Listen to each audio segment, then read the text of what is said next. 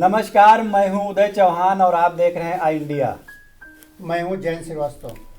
हम लोग आज फिर चर्चा करने बैठे हैं कि भाजपा ने जो 4 सीटें अपनी होल्ड कर रखी हैं, अभी तक प्रत्याशी घोषित नहीं किया है, जबकि उसकी जो मुख्य विपक्षी दल है सपा, उसने भी 1 सीट अपनी सिधौली की होल्ड कर रखी है।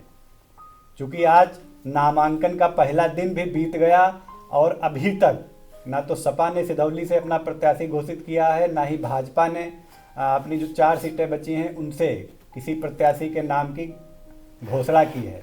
ऐसे में जो पार्टियों के समर्थक हैं और कार्यकर्ता हैं वो अब बेचैन होने लगे हैं, हतोत्साहित होने लगे हैं। जो ये देर हो रही है इसको लेकर के हर किसी का उतावलापन बढ़ता जा रहा है। क्या कुछ आज दिन भर वहाँ देखने को मिला और जो सोशल मीडिया पर भी लोग अपनी प्रतिक्रियाएं व्यक्त करने लगे हैं समर्थक पार्टियों के, उसको लेकर भी उनका उतावलापन सामने आ रहा है। आज एक चौंकाने वाली बात यह भी हुई कि सिधौली में प्रत्याशी की घोषणा न होने के बाद भी विधायक हरगोविंद भार्गव के नाम से पर्चा खरीदा गया, जबकि बिसवा में विधायक महेंद्र यादव के नाम से पर्चा खरीदा गया। क्या रणनीति है इन लोगों की पर्चा खरीदने के पीछे, ये तो वही जाने। फिलहाल हम आज फिर चर्चा करते हैं। तो सबसे पहले बात होती है सदर सीट की। सदर सीट पे क्या कुछ अभी तक चल रहा है और क्यों देरी हो रही है, आप जरा दर्शकों को बताइए। देखिए, आपको बता दें कि यहाँ पे जो नाम चल रहे हैं वो 4 नाम चल रहे हैं। अब उसमें जो है कि 4 नामों में एक तो नाम है शिव कुमार गुप्ता, जो वर्तमान में जिला पंचायत सदस्य, जिला पंचायत अध्यक्ष हैं, उनके प्रतिनिधि हैं। और दूसरा नाम है भाजपा प्रदेश महामंत्री हैं अनु गुप्ता, और पूर्व विधायक जो हैं मिश्रिक के रहे हैं ओम प्रकाश गुप्ता, इनके बेटे हैं आशीष गुप्ता। और चौथा नाम एक अचिन मल्होत्रा का भी चल रहा है, ये वर्तमान में भाजपा जिला अध्यक्ष हैं। देरी का कारण यह है कि अभी भाजपा जो है इस सीट पे जो है वैसे बनिया समुदाय को लड़ाना चाहती है, और लेकिन अभी तक आपस में तय नहीं हो पा रहा है कि किसको यहाँ पे टिकट दिया जाए, क्योंकि हर जो नेता, शीर्ष नेता है जिले का, वो अपना अपना छत्र बैठाना चाह रहा है। यही वजह है कि देरी हो रही है।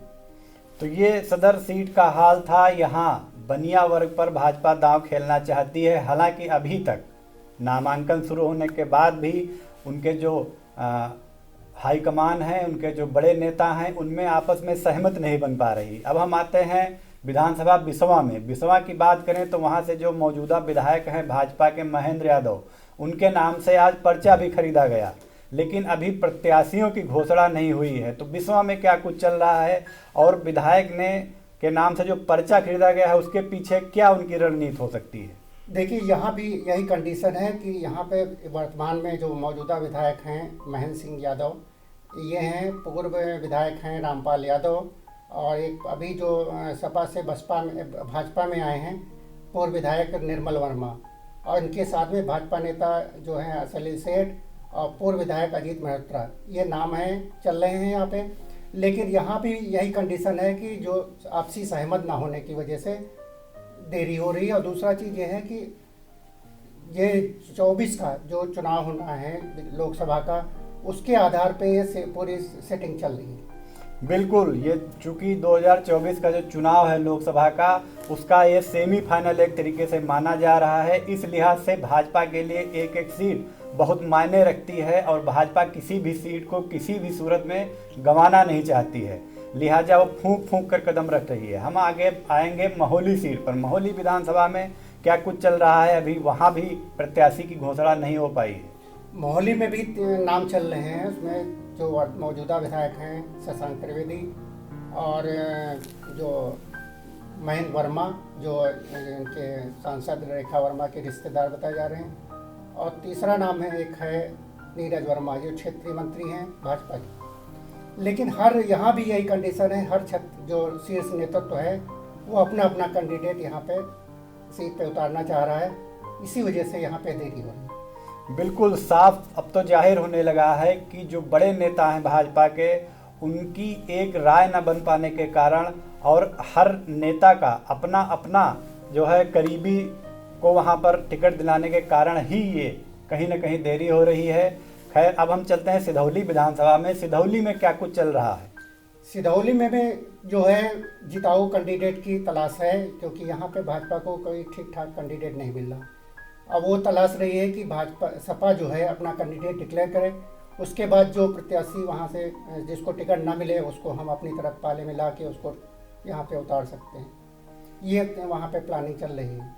तो ये भाजपा का हाल था। जो भाजपा की 4 सीटें होल्ड हैं, वहाँ पर क्या हलचल चल रही है, क्या कसमकस चल रही है, क्यों अभी तक प्रत्याशियों की घोषणा नहीं हो पाई, जबकि आज नामांकन का पहला दिन बीत गया। भाजपा के सामने एक बड़ी चुनौती सीतापुर में अपने भगवा दुर्ग को बचाने की भी है, चूँकि पिछले चुनाव में सीतापुर की 9 विधानसभाओं में से 7 सीट पर भाजपा ने कब्जा जमाया था।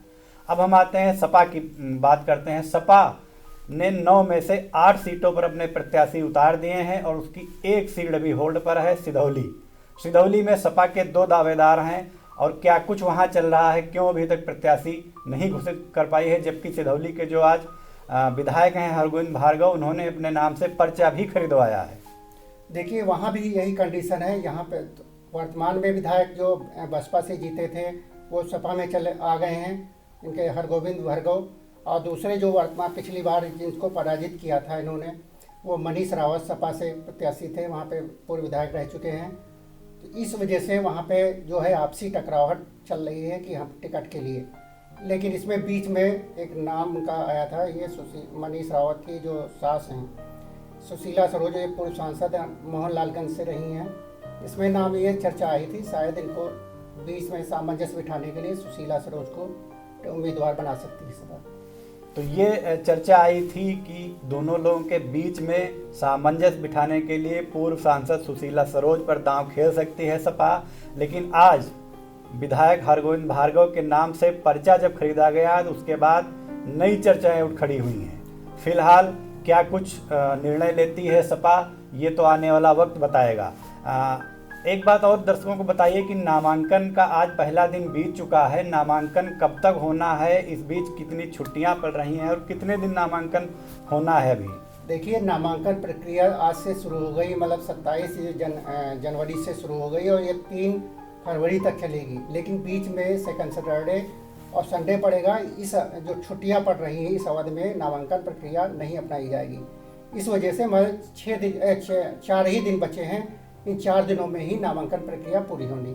तो 4 दिन बचे हैं नामांकन प्रक्रिया को पूरी होने में। इन्हीं 4 दिनों के दरमियान सारा कुछ तय होना है। प्रत्याशियों की घोषणा भी होनी है, उनके नामांकन भी होने हैं। चूँकि अब लगातार देर होती जा रही है, कार्यकर्ता भी बेसब्री से इंतजार कर रहे हैं और उनका उतावलापन बढ़ रहा है।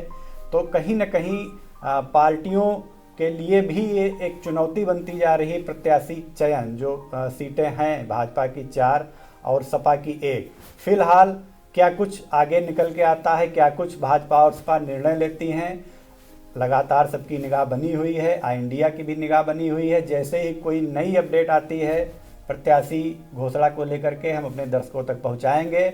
आप लोग बने रहिए आई इंडिया के साथ, देखते रहें आई इंडिया।